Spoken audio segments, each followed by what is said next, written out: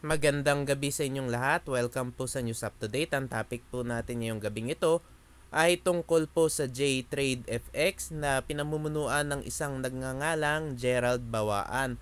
Aalamin natin kung isa na naman bang forex trading investment scam yang J-Trade FX.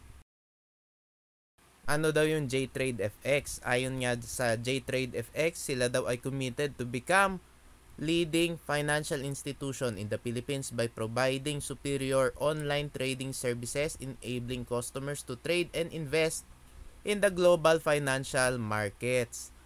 Pero alam naman natin na yan po ay kasinungalingan kasi nga yung J-Trade FX po ay isa pong scam dahil kulang po sila sa legalities. Wala din po silang opisina at wala po silang secondary license. At yan pong sinasabi nila ay pambobola lang. Dahil kapag nabot na nila yung quota nila, ay bigla na lang po yan maglalaho. Ganyan po kadalasan ang script ng mga companies. Kunwari, nagtitrade daw sa forex o sa crypto. Pero sa totoo po, ang tanging source of income ng mga companies na yan ay yung pay-in ng mga investors. Kaya nga hinahype nila yung mga investors na mag-invest o mag-reinvest o mag-invite pa ng ibang investors. At kapag naabot na nga na company yung quota nila o kaya kapag konti lang sumasali doon sa company ay tataw po yung company.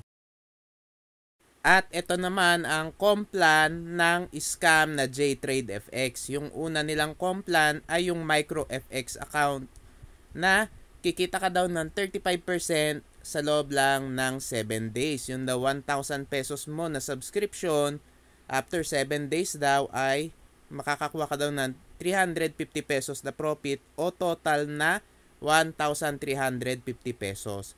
Diyan pa lang po mga kababayan, makikita nyo scam na scam po yan J-Trade FX kasi too good to be true ang kanilang pangakong kitaan. Ang kasunod pa nilang complan ay yung mini FX account. Nasa loob lang daw ng 15 days ay kikita ka daw ng 90% na profit or almost double your money.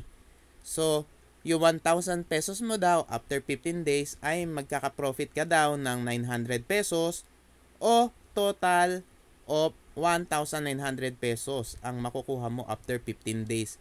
So, dyan pa lang po mga kababayan, makikita nyo talagang too good to be true ang pangakong kitaan at napaka-imposible na maibigay ang guaranteed na kitaan dahil po sa trading ay wala pong guaranteed.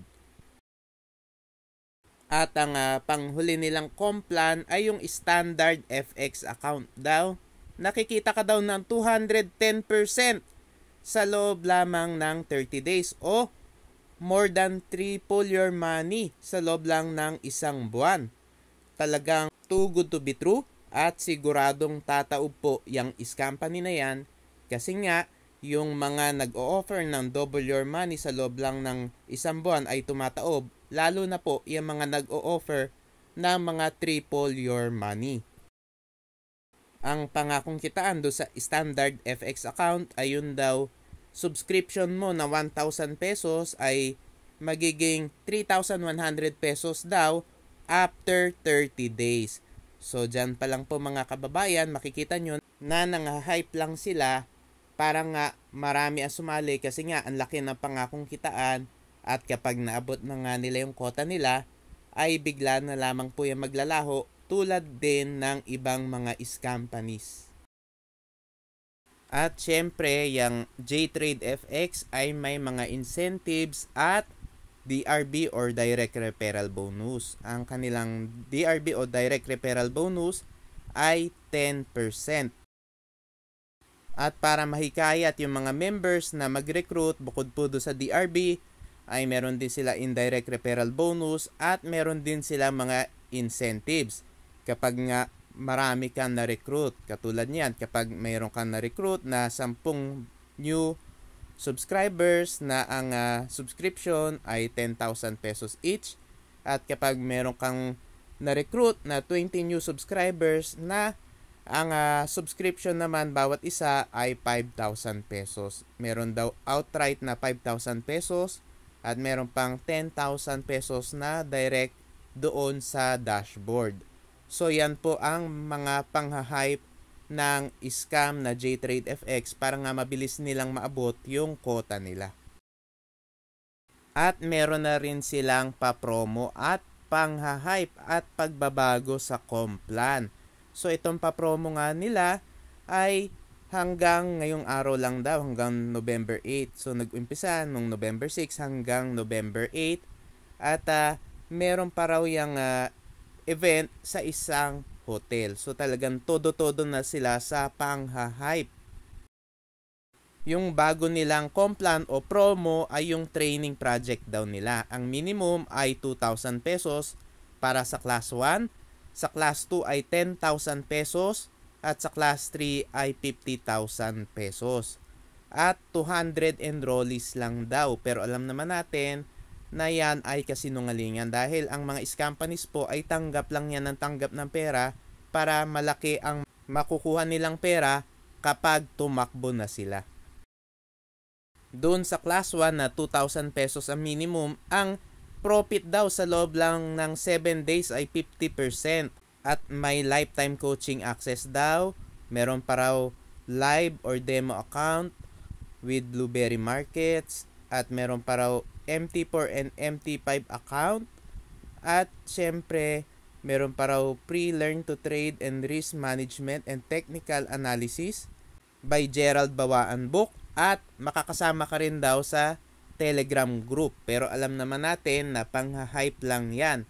At kapag naabot na nila yung quota nila, ay kung ano-ano ng mga dahilan na sasabihin yan, tapos tatakbo na po yan.